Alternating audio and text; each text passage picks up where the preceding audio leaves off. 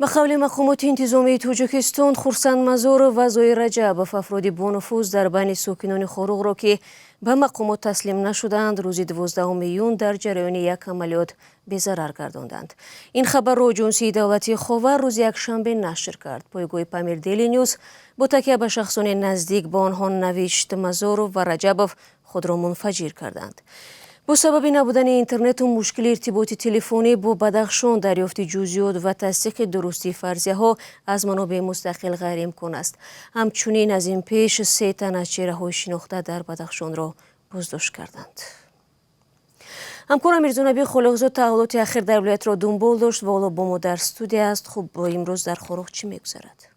شالا ببینید، همین روز صبح امروز چند تن از ساکنان برخاروق گفتند که پرچم اسماعیلی ها که با سنگپاره ها در بغل کو چیده شده در بالاتری برخاروق تصویر کرده شده بود، به نشان احترام به امام حاضر جمعیت اسماعیلی ها آخان 4 همین شب گذشته تخریب کرده شده است.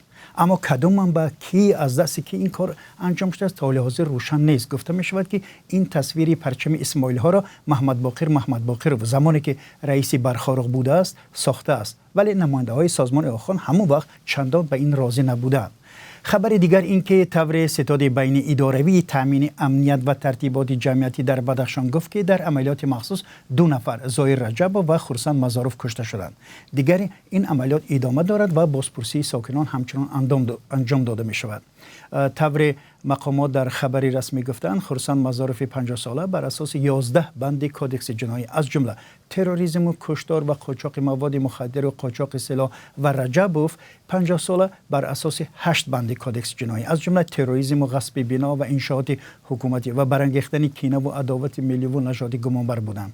اما تا همین حالی که ما صحبت داریم افراد نزدیک به آنها در این باره اظهار نظر نکردند. زویر رجبوف و خورسند مزارف از شخصان نزدیک به امام نظرف هستند که سال 2012 در خاروق به طور مرموز کشته شدند. آنها را در ولایت مختار کوهستان بدخشان فعالان جامعه معرفی میکنند، اما مقامات همواره سرکرده های گروه های جنایی خاروق نام بردند.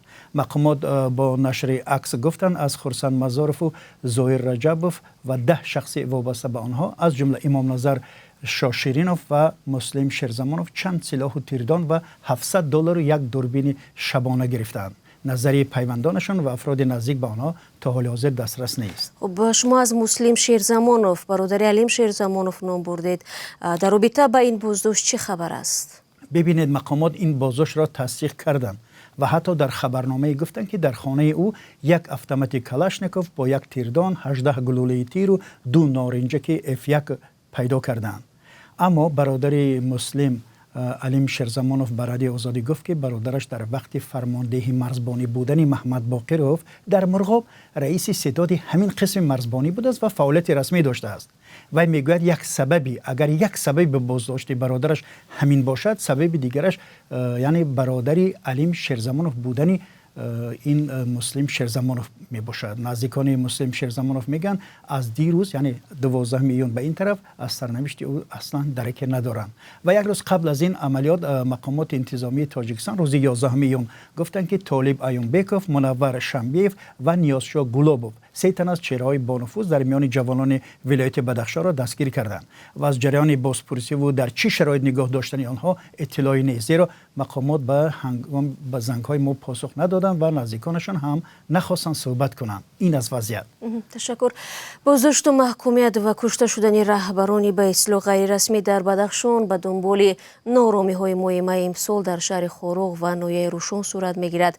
بعد یک تظاهرات آلوده با خشونت در خاروق در روز 16 می که با مرگ 1 جوان انجامید، حکومت تاجیکستان به منطقه نیروهای مخصوص را فرستاد تا با گفته مقامات عملیات ضد تروریستی انجام دهند.